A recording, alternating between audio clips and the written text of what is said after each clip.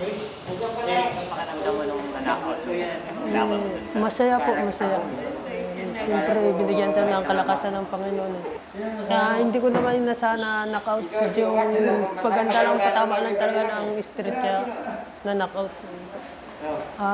Ang fight na good, magandang footwork, magandang patama.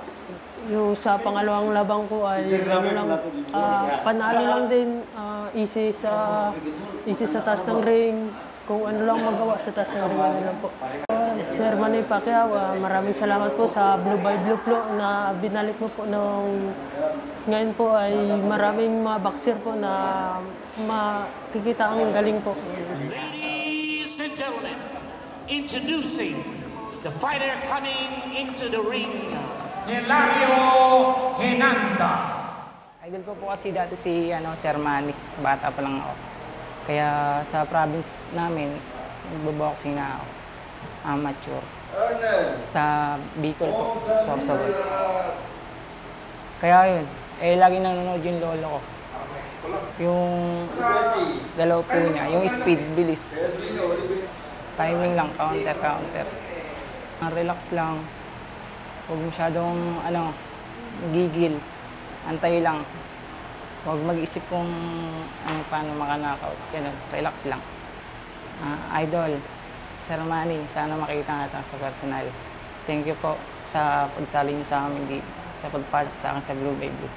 Thank you po, Idol. Fighting out of Casino Boxing Stable, Sampaloc, Manila. Ladies and gentlemen, Roel Hababa.